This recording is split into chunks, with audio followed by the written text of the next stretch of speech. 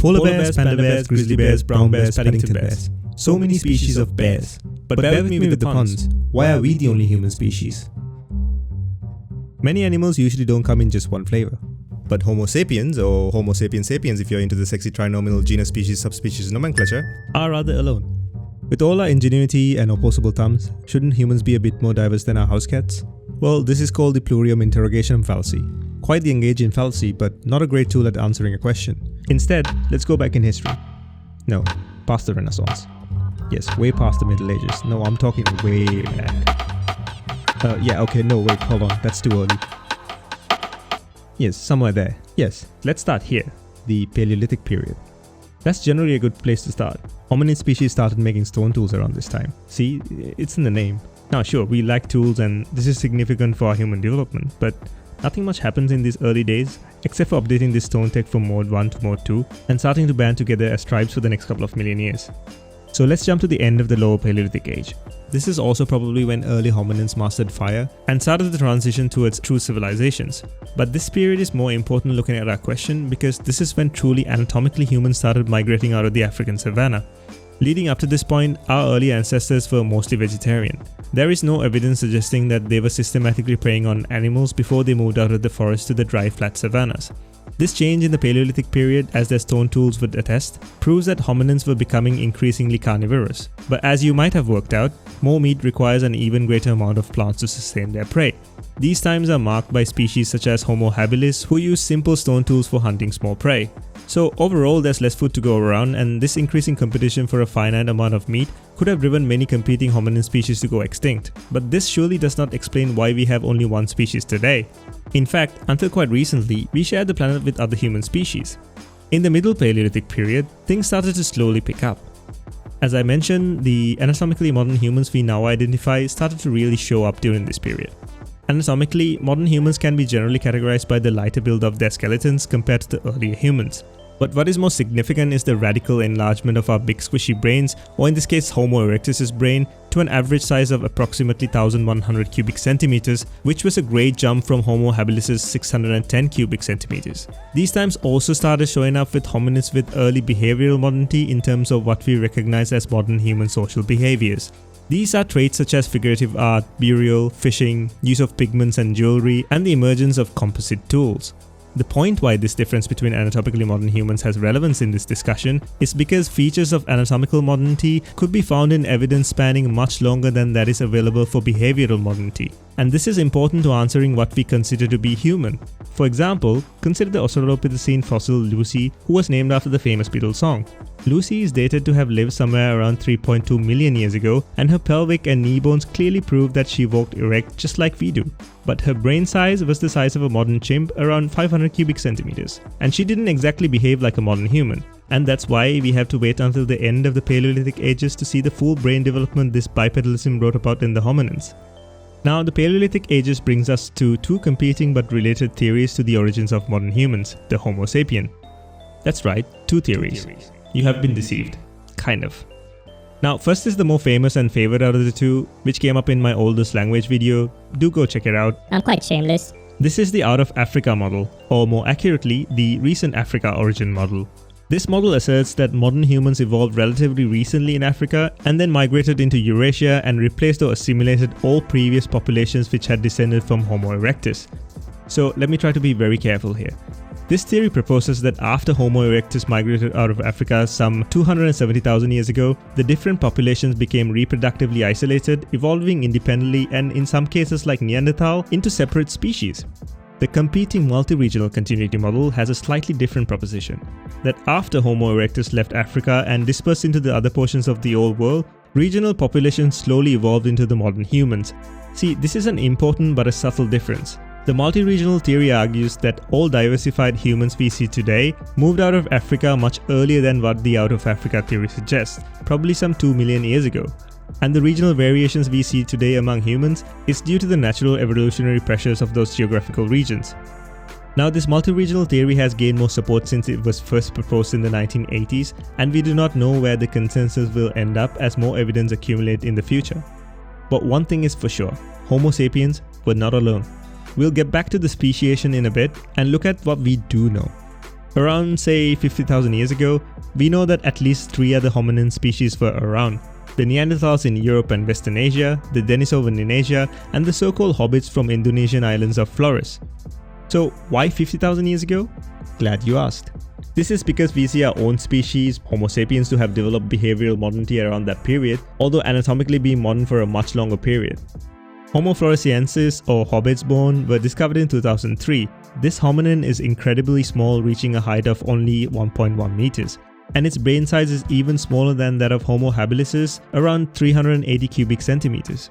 But size is not everything, because a better indicator of intelligence is the Brodmann's area 10, the dorsomedial prefrontal cortex, an area in the brain associated with higher cognition. This might be why, even though sperm whales have a brain 8 times larger than ours, they keep failing to produce a chess grandmaster. Homo floresiensis region 10 is about the same size of a modern human, despite the much smaller overall size of the brain. And this is consistent with the observation in their cave dwellings that suggest that behavioral modernity with evidence of cooking, cooperative hunting, and butchery. We know even little about the Denisovans.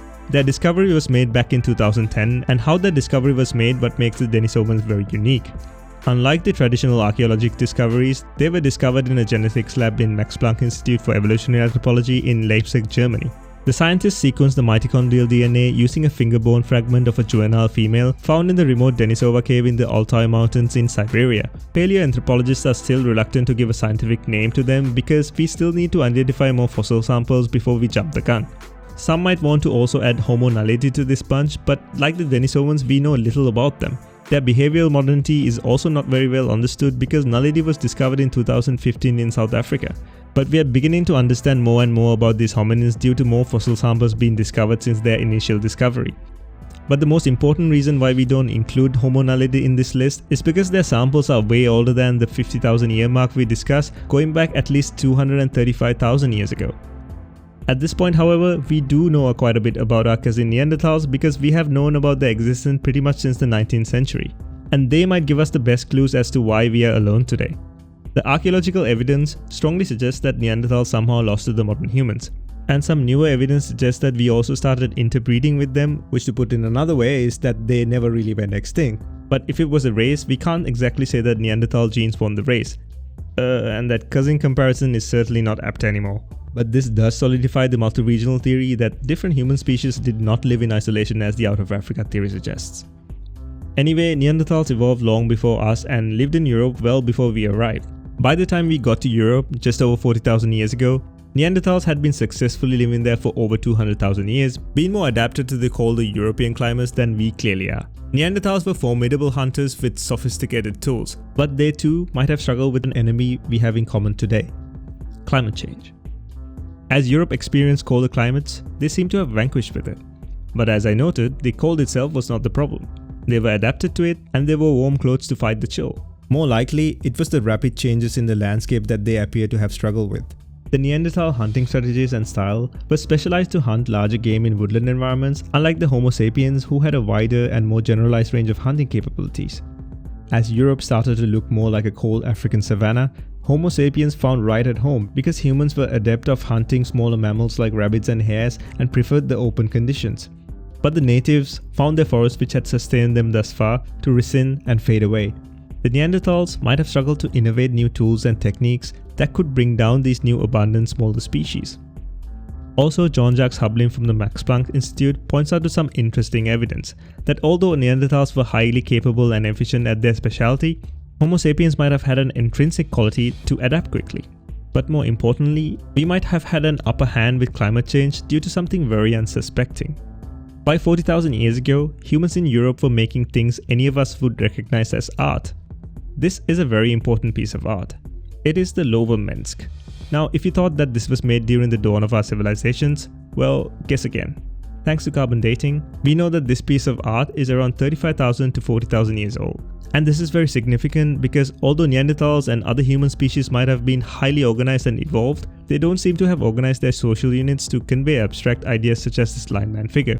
Symbolism is a very advanced concept as far as intelligence goes. As Homo sapien numbers swelled, we began living in much complex social units and needed more sophisticated ways to communicate, share information, and organize our own identities. And art is a powerful way of such organization. To put it another way, art and symbols are strong social glue that unified them and help organize their social and economic affairs with each other.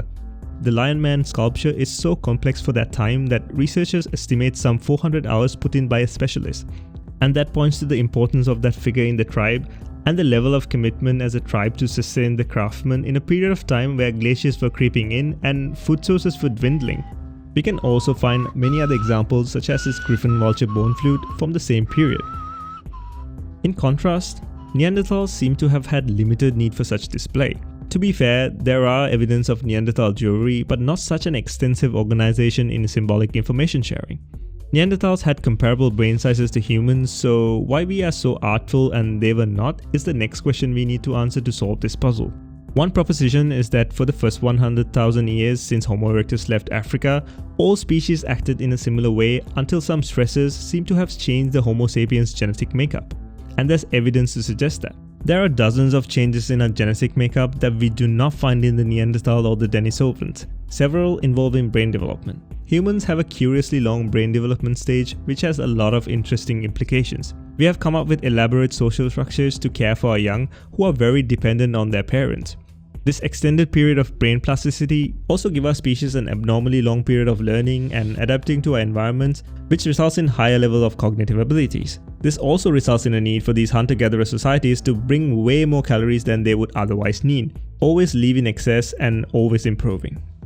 I urge you to read the paper by Professor Jean-Jacques Hubling on the matter because it's truly fascinating. Anyways, this ingenuity in the face of change is nothing new. Before us, Homo erectus was massively successful until one probable stressor gave rise to the modern humans. Homo erectus moved in small groups, probably around 100, and reached as far as the Indian subcontinent just in time to witness a truly cataclysmic event. Some 70,000 years ago, the supervolcano Toba erupted in what is now Sumatra in Indonesia. The impact of this eruption could be compared to a mile-long meteorite hitting our planet's surface today. The volcanic ash initiated a phenomenon called a volcanic winter, lowering the planet temperature by about 15 degrees Celsius, and the peak of that devastation lasting for decades. This would have wiped out most of the early humans or Homo erectus according to what model of migration you choose, but it is consistent with the genetic evidence which suggests that we descend from 1,000 to 10,000 endangered breeding pairs some 70,000 years ago. This genetic bottleneck is also observed in many other species such as cheetahs, gorillas, and orangutans. So these remaining band of new mutants were truly the fittest in terms of evolution to adapt to meet their very competitive lifestyle needs. And perhaps there lies the final piece of this puzzle to explain why we are the only surviving species of our kind. More than half of the living primate species are threatened with extinction, out of which all the 6 great apes are threatened and 4 are critically endangered. Hominid lives are very complicated. They live in complex social structures that are very vulnerable to changes, their brains require a large amount of energy and decades of development, their babies are vulnerable, and the list goes on. So if you think about it, we are pretty hard to maintain as a species, and that is not usually the best thing in a cutthroat world of evolution. We could think that we are special, that we turned out to be the exception among our relatives, or look at it from a perspective of millions of years of hominid evolution and look at our friends who perished and assimilated and wonder if we are just another bubble in the cauldron or we just got really lucky. This is the first episode of a series, and next time we're going to continue this journey to put the development of human self in perspective. I'll see you next time. Oh, and I forgot. Black bears, sun bears, sloth bears, spectacle bears. You know, gotta represent.